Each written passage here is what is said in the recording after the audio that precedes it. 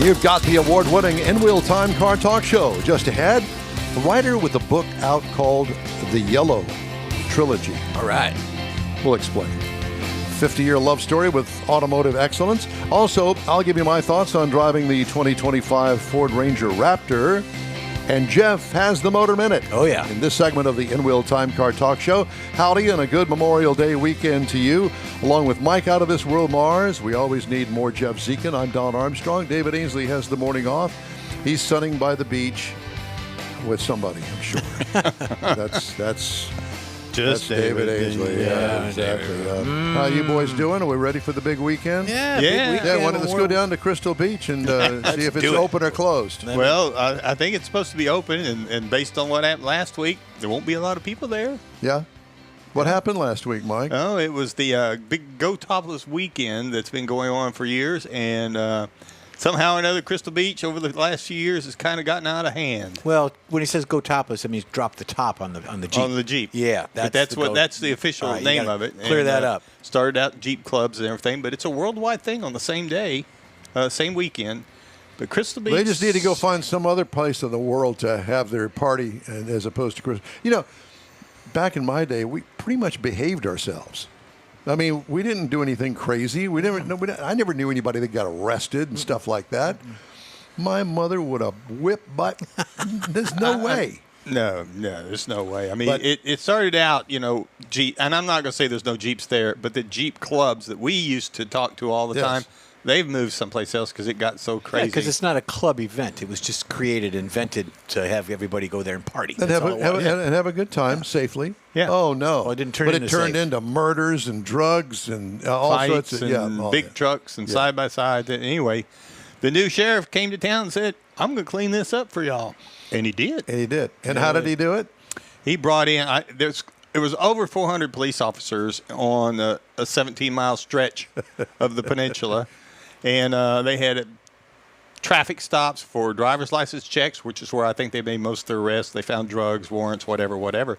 And they gave signs, traffic stop ahead, license check ahead. And silly people still went through there. And got arrested. It's like that's the kind of mentality they were trying to get away from and get out of there. But well, good. I'm glad that the new sheriff in town's done cleaned that up. Well, he has, and he's I think there was a new sheriff in town in Blazing Saddles too. Anyway, yes, there was. That's another story Bart. for another day. Wasn't that Bart? Something. All right. Well, let's get on with it. The guy's name is Steve Larsen.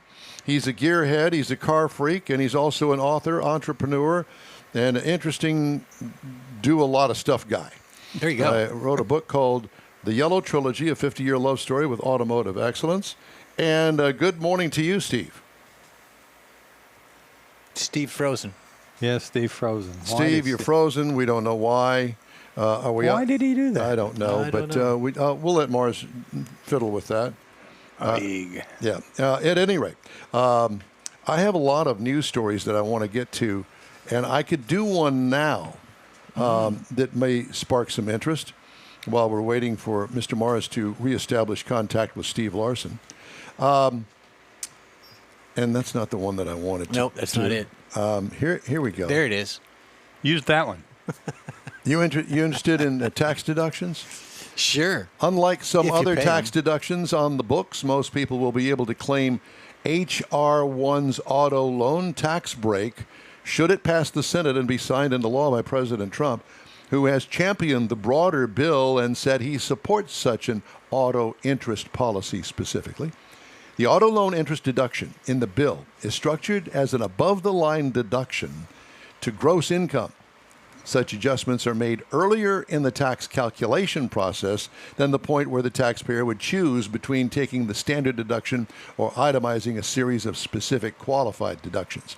Limiting a tax deduction on an auto loan interest to itemized returns, as the deduction used to be handled before the Tax Reform Act of '86, eliminated that tax break altogether, could have significantly curtailed the number of Americans able to take advantage of it. Now, with this, I believe that the price is like $10,000 right off the top. Wow. So there's that. All right. I think. Pardon me. Sorry, I thought you were through. My bad. Go ahead. I'm done. I was going to say Steve's back. As soon as I can get him unmuted, he just suddenly went to mute. There he is. All right. Steve. Hi. You got some sort of a tin cup and string going on down there? I must be. I don't know what happened. All of a sudden, you guys just disappeared. And Where are you speaking to us from? I'm in Phoenix, Arizona. That's what it is. There it is. It's the heat. It's the sun. It's hot. There's a song about 105 Phoenix? today, guys. Well, I've already done the introduction, and then you weren't there, so screw Oh, the I'm really introduction. sorry about that. No, that's perfectly okay. I love your show, Mr. Don, Jeff, and Michael. You guys. Thank you. I've been listening to it for a few hours this week, and what a ball. Well, we try to have a good time with this. We're a bunch of car geeks, and we put together this little show 11 years ago. And Sometimes we go off the road. Yeah, there's a lot of off-roading on this show. A lot of off-roading. And I'm not talking about cars and trucks. No. So Steve's written the book, The Yellow Trilogy, a 50-year love story with automotive excellence. So you're a car geek like us. Yeah, well, I've been lucky enough to own 3 really iconic cars. A 1969 Lotus Elan, which I bought when I was 21 years old, and I kept it for 50 years. Damn! What did you do? What did you do when you were 18 to 21? You just saved every nickel and dime that you had. Well, pretty much. I kept. I had some what we would call disposable cars in that time period. Like we all go through that cost us between $300 and $400. Yes. and finally got this Lotus, and it was so much different than any other car that I'd ever driven. What made it different? Well, the handling mostly. It just was. It was just so precise and so quick. It was so light. Colin Chapman, who designed the car, said horsepower helps you in the straight and makes you fast in the straight, but lightweight makes you fast everywhere. And that sort of philosophy of lightweight and good handling went to the Acura, which I bought when I had a little bit more money. And I owned the Acura for 12 years. And then in 2014, when I thought I was going to die and I got a pretty bad health diagnosis, I decided I didn't want to die before owning a supercar, so I took the money that had been carved out to give to my kids. Whoops.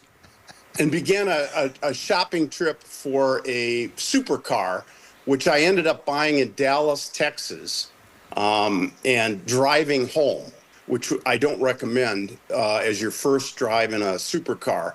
But I drove it across Texas to Phoenix, and I've had that car now at 2014 McLaren I've owned a little over 10 years. Nice. Wow. So it was relatively new when you bought it. Yeah, it was new. It was it was a dealer demo. It had about 2,500 miles. I didn't even know you could get a demo from a McLaren dealership. I'll take a loaner. Obviously you found it. Yeah, I found it. They had a little anomaly in the market that was allowed you to get about a third off on a supercar, which normally you pay above list or whatever. But yeah. So anyway, hey, I have to tell you before we go any further, I was listening to you had Sergeant Steve Woodward on your show. Yeah. And I loved this guy, and I got to tell you. He would, if I had lived in your neighborhood, no doubt he would have given me a good number of velocity awards. I'm not particularly proud of that, but I have had more than my share of interactions with people who think I'm driving too fast. What a great term to use for speeding tickets. Yeah, we have to use that. Velocity awards. I think that they should rename it. They should. Yeah. And I'm sure the sergeant's listening when he can. So, yeah. That'd be great. Steve's a great guy, a good friend of ours, and well loved. Well loved. We love the guy, and he's part of our family. So anyway, we have him on 2-3 times a year. So I want to know. Go ahead. Go ahead. What you were going to ask? I was going to ask you about the book. Okay. And so you wrote a book about your Yellow Trilogy, and I assume that there's chapters for each of the cars that you mentioned. Well, actually, not quite right. I sent you guys the chapter on the Yellow Trilogy. The book is actually, I don't know if you can see that. Right. The book title is My Heart Has Been in It from the Start, and it has a car section in it, which is a good substance of the group because I started driving on my dad's lap when I was 8 years old on going to the dump. And there hasn't been I got my driver's license about 4 hours after I turned 16 years old. There hasn't been a day of my life when I haven't noticed interesting cars and appreciating anything automotive. I spend at least once a week with Mel Martin, who has an auto museum here in Phoenix. And cars have just been a part of my life since I was a kid. Have you always lived in Phoenix? No, I've lived all around the country. I've lived in New York, Los Angeles, San Francisco, Minneapolis, and then Phoenix. Gotcha. It's a wide All right, variety. so this is just a chapter in the book. What the hell is the rest of the book about? You? Well, yeah, it's sort of an autobiography. When you get to be in your 70s and you look back at your life and you realize that you want to leave your kids a message and they don't have time to hear you, you decide, I better write it all down. And then as I started writing the book last year, it occurred to me that there were different constituencies, different people in my life. I had my motorcycle buddies because I wrote for motorcycle magazines for over 25 years. So I have all these people that think of me as Steve Larsen, that motorcycle journalist. And then there's my business people who think of me as that guy who used to work for big companies, and then he started these tech companies. But they don't know anything about the motorcycle people, and those two guys don't know anything about my car life. And then I'm also the guy that has had 3 open heart surgeries, which has given me sort of a little bit of a medical story as well. You add it all up, and I have all these different constituents groups that have no idea that I reside in these others. And it dawned on me, I'm not the only one. That's like correct. this. Yeah, exactly. Yeah. Yeah. I think if you, Don and Jeff and Michael, I think the 3 of you guys, there are people in your life that have no idea that you do this car show. That's correct. Yeah. Yeah, that's and so correct. that's where it comes Don't tell from. anybody. Yeah, well, we don't Well, want anybody to know. But I will tell you this, Jeff has open heart surgery as well, and that's how Jeff and I kind of buddied up. He was a guest on this show. He was our tire expert. He would come on a few times, and then I learned that he'd had a heart attack and went and had his open heart surgery, and I was truly concerned about him because he also worked for car manufacturers in Detroit, where he is originally from. So we have that northern connection going. I moved from Wisconsin when I was 11 years old down here to Houston. Mars, I don't know anything about Mars. I think that he is from the planet Mars, but whatever the case may be. I'm here. That's all I can tell you. But, you're spot on, and nobody really ever talks about that.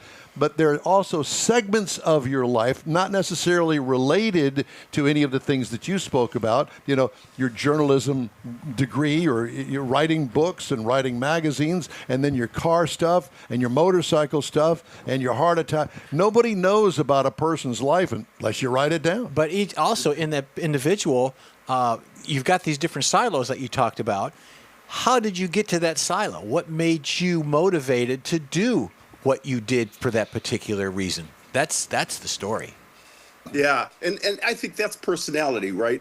For people like us, and I'll put all 3 of you in it, we're not one subject kind of people. We have these interests that it's cars one day, and then all of a sudden it's Postage stamps the next day. Yeah, exactly. Yeah. Yeah. There's psychologists have a name for it. I think it's called multiple Personality disorder. Yeah. Yeah. Well, psychologists have a name for everything. Yeah, they do. Yeah. I have a daughter that I think that she names things like that. She's in the psychology business. I find it rather interesting that the conversation has gone to this because, we really don't know about each other. Right. It's people. For the most part, if you're married for any length of time, you got a pretty good idea about your partner that you're married to.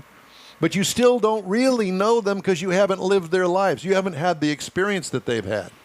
And it's very interesting I have some very close friends of mine that I'm still in touch with, build insurance sites, that I met when I got my first Corvette in 1977. And that's when I met them. We are still friends today. I see them occasionally at a place called the Hemi Hideout. There's something for you to look up, thehemihideout.com. And Bill and Sharon are dear, dear friends of mine. These are the people that you would call if you had anything going on in your life that you needed support. Somebody that's non-judgmental, which is hard to find these days, and somebody that you know is there that got your back. That'd be Bill and Sharon. I know I could go to them for anything, not that I ever have. But it's interesting because you probably have somebody like that in your life too. Yes, a number of people like that, and you bring up a good point of the book of how these things happen, and the family section of the book. I had a son that passed away when he was 2 years old. God, I'm sorry. And then when she was 39, a woman reached out to me from my past who said she was my daughter. And it turns out she was right. And I had never known she even existed. Her mother had passed away when she was a little girl and never told anybody who the father was. And through DNA testing, she found my name and then eventually located me. And so all of a sudden, on the one end of my life, I have a lost child. And on the other end, I have a found child that, by the way, came with a bonus with 2 grandchildren and a halfway decent son-in-law. That's beautiful. I want to know. But is he a car guy? Mr. Mars puts together a cheat sheet for me, but I don't see the name of the book on there again. Tell me again. My heart has been in it from the start. Okay. And it's available. Amazon, Barnes & Noble, independent booksellers, online. You can go to stevelarsen.net. If you spell Larsen with an E-N, that's the Danish spelling. You can find more about me than you'd ever want to know. So in other words, you at one point had blonde hair, and you had hair, and there was all that. Yeah. Well, listen, Steve, it is a true pleasure and an honor to talk to you. What a great interview this has been, a surprise interview. We have lots of interviews with lots of authors, but this one has taken a turn that I think connects with most of our listeners, and certainly with me.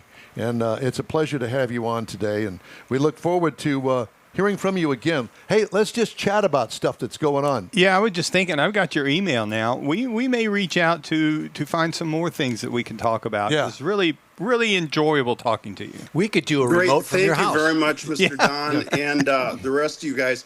I've had a ball listening to your show in preparation from this. It's now on my favorites list, and I'll be sticking in as a regular listener. We appreciate it. God bless you. Appreciate it. Thank Steve, you. take care of yourself. Thank you, sir. Bye-bye. Bye. Steve Larsen. How fun. I know, very much so. Just ahead, a review of the 2024 Ford Ranger Raptor and Jeff's Motor Minute. You bet. After this quick break on the InWheelTime Car Talk Show.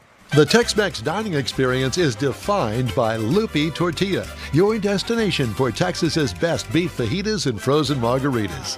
Since 1983, Lupi Tortilla has served authentic and time-tested recipes made with the freshest ingredients. Atmosphere is part of the award-winning experience at Lupi Tortilla, all developed in a little house near Highway 6 and I-10 in West Houston. Visit any of the Lupi Tortillas and you'll see the same attention to detail in each and every location. Start your Lupi experience with queso flammeado and guacamole, along with a classic frozen margarita. Dine on famous Lupi beef and chicken fajitas, or pepper shrimp brochette, or a fish or vegetarian entree, and finish with a scrumptious flan for dessert. Find Lupi Tortilla in Houston, College Station, Beaumont, Austin, San Antonio, and Dallas-Fort Worth. There's a Texas location near you.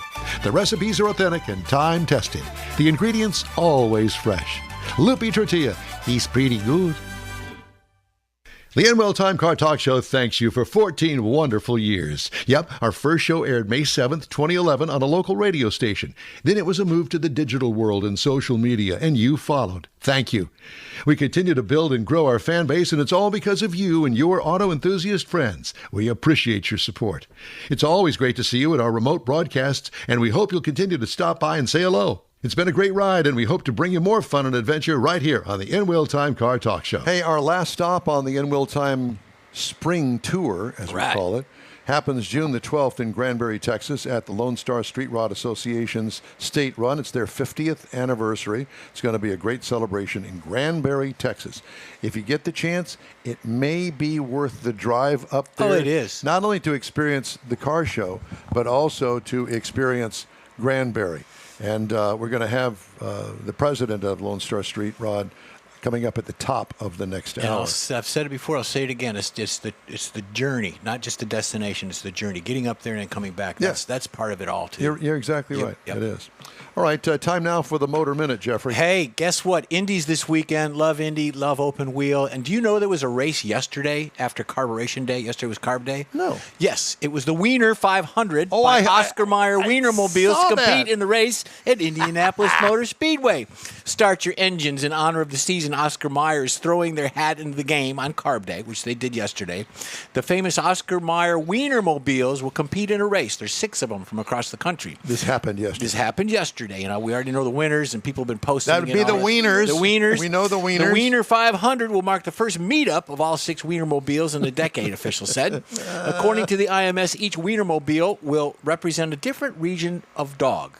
Mike, including the Chili Dog for the Midwest, New York Dog for the East, Slaw Dog for the Southeast, Sonoran Dog for the Southwest, Chili Dog South, and Seattle Dog for the Northwest. Now, each driver will have a custom hot dogger racing suit, and the winner will be presented with a trophy and a hot dog in the Wiener Circle. The Indy 500 marks the unofficial kickoff of summer and start hot dog season. Kelsey Rice, the brand communications director at Oscar Mayer, said that the Oscar Mayer brand is sparking smiles. It's disarmingly delightful ways. It's fitting that the race in epic proportions to the Speedway celebrate a timeless tradition. Now, it was a 2-lap race. There were 6 of them. And the Wieners have been around since 1936 as a promotional vehicle for Oscar Mayer. Now, the folks that run, their names are Oni and Wolf, jumped into the lead when the green flag flew the historic yard of bricks. The 6 Wienermobiles slowly picked up speed until they reached about 65 miles an hour. That's their top speed. Yep, and they were right in each other's grills. I like that one. So check it out. In It's each online. other's buns. In each other's buns. Each So other's tails. It was a wiener take all. None of them could catch up. They had a half a bun lead, and someone pulled their wiener into the lead. Yes, they did. Yes, At they the did. last minute. Slaw Dog won it. Slaw Dog, yeah. Really? Yes, won Slaw it. Dog won it. Slaw Slipped Dog right won. in there. Yeah, And slipped you know, right in there. instead of the champagne at the end of a race, they were doing mustard. Mustard shots. They were Yeah. shooting mustard all over. It was great. I want you love to know, mustard. several years ago, I went to visit Katie in Denver, and it just so happened that particular week that I was there, they had the Colorado State Fair there in Denver. Mm-hmm. What was the first thing we saw when we entered the fair? Oscar Mayer? The Wienermobile. Yeah. It was there. We sat and we talked with the kids that ran it, because that's what it is, college kids that drive it and run it and the whole 9 yards. That don't have a life. It's a 1-year opportunity for them. Yeah. I would take it if I could get it. Yeah, well, exactly. I mean, they don't make a ton of money, No. but it's a great PR thing, especially if you're into journalism and And you're marketing. into marketing. Yeah. Pay my expenses. So they said, would you like to see the inside? Yes. Oh, yeah, baby. So we got an interior shot, and right on the middle of the wiener, down on the floor, the linoleum, is a mustard squirt all the way through it in linoleum. It is so cool. The dashboard, it's got the hot dog. It is, if you ever get a chance to see it, stop and see it. I saw it also again at the Corvette Invasion in wherever that was. Well, don't forget the Brian or regional. whatever. So that the Wienermobile that you saw was for that region, and the one in the Southwest is for their region. So, and they don't cross unless there's an event like this. Yeah, you never want That's to pretty cross cool. your This is the wieners. first inaugural. You would. What did you say? I'd say nothing. Okay. He said you never want to cross your wieners. No, you don't want to cross your wieners. Yeah, we don't want to have that. No. All right, time now for this hour's car review. I had the opportunity to drive the 2024 Ford Ranger. Now, You say, oh, well, wait a minute. It's not the 25. Well, it's a brand new one. The Ranger has been completely redesigned for 24, and they didn't make any changes really for 25. So take that for what you will. Final assembly location, Wayne, Michigan, at Michigan Assembly. I've been there. Available trim levels, the XL, the XLT, the Lariat, and the Raptor. I had the Super Crew 4x4 Raptor. This is a mid-size pickup truck. That's what we're going to call it anyway. Seats 5, a little tight in the back seat because it's not a full-size pickup truck now. It's all new for 24, as I mentioned. It has a Raptor-specific grille, and you would think that it has wider fenders like they have on the Raptor 150. It does not. It's the same. It has fender extensions on it to gobble up all of that big rubber, and I'll tell you about that in a minute. Front skid plate on it, optional bedlock capable wheels with 33-inch all-terrain tires, which, by the way, is a $1,500 option. There it is right there. Yep. Exterior, I told you about that. What I liked about it, we like the F-150 Raptor look applied to its little brother, the Raptor Ranger. Now, what could use improvement? Not a big fan of the Raptor graphics, but that's just me. I like the more conservative look, so you can get it without the graphics on it. And I think that may be one of those things where they send the graphics down to the dealer, and the dealer applies them. I don't know, but I'm not a big fan of the graphics. Or they stick them in a glove box and put them on it. Well, not the glove box, but whatever, yes. Yeah. Why not offer a multi-purpose tailgate? That would be there you go. just a little suggestion to Ford. Make themselves a little bit more money, and I like that multi-purpose tailgate. Interior highlights, eye-popping, contrasting color highlights throughout the cabin of the Raptor, which you can't get on the regular Ranger. Dash, well laid out, easy to find controls, awesome Sync 4 operating system, changeable instrument display, cargo and trunk room, well, there's not a lot of room in the back seat, and you can flip the back of it up, down, whatever, and make a little bit more room, but it's just not a whole lot back there. It is a midsize. If you want to get something bigger, get the F-150. What I liked the materials. I liked the fit and finish. Awesome throughout. What could use improvement? Fuel and other essential gauges are a little bit too small on the dashboard instrument cluster. That's just for me. 3.0 liter twin turbo EcoBoost that turns out 405 horsepower, 430 pound-feet of torque, 10-speed automatic transmission. Tows 5,500 pounds, haul rating 1375.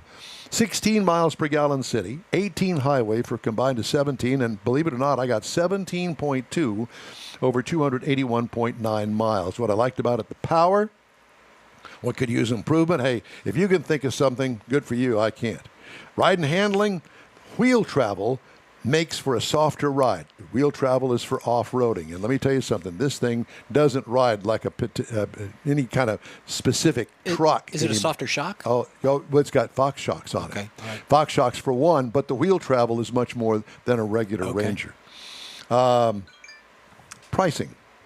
Base trim price. Now, we're talking about the Raptor version of this Ranger. Base trim $57,065. As tested, $60,050. If you want to just get into the Ranger, base model price $32,670. Competitors, again, these are base model prices. Toyota Tacoma TRD $33,700, right there with it. Jeep Gladiator is a little bit more expensive, $37,895. And then Chevy Colorado ZR2 Bison, which is brand new for this year. It's Chevy's version of an off-roader. $29,500 is where it starts. Nice. And that is my review of the 2024 Ranger Raptor. You mentioned that multi-purpose, multi-use tailgate. On a truck that's lifted like that one is, that would be even better than on a regular truck, because not only do you have to deal with something up in there, but now you got to deal with the height because it is a raised for the off-road thing. Thank you. That would be a great ad. Yeah. Hey, if you'd like to get in touch with us, you can always shoot us an email. The address here is info@InWheelTime.com. We're back after this. You own a car you love. Well, why not let Gulf Coast Auto Shield protect it? Houstonian John Gray invites you to his state-of-the-art facility to introduce you to his specialist team of auto enthusiasts. We promise you'll be impressed. Whether you're looking to massage your original paint to a like-new appearance, apply a ceramic coating, install a paint protection film, nano-ceramic window tint, or new windshield protection called ExoShield, Gulf Coast Auto Shield is where Houston's car people go. Curbed your wheels? Instead of buying new, why not have them repaired? How about a professionally installed radar detector? Gulf Coast Auto Shield does that too. Get a peek inside the shop and look at the services offered by getting online and heading to gcautoshield.com. Better yet, stop by their facility at 11275 South Sam Houston Tollway, just south of the Southwest Freeway, and get a personal tour. Gulf Coast Auto Shield is your place to go for all things exterior. Call them today, 832-930-5655 or gcautoshield.com. The award-winning InWheelTime Car Talk Show now reaches 5.3 million folks each year. Check us out on InWheelTime.com, the Odyssey radio app, YouTube, Facebook, and just about every other entertainment source out there, including our live broadcast every Saturday, 10 to noon Central Time. The InWheelTime Car Talk Show has informative automotive guest interviews, new car reviews, along with popular features including Jeff's Car Culture, the latest new cars, cruise-ins, and racing dates. It's InWheelTime.com. Join us.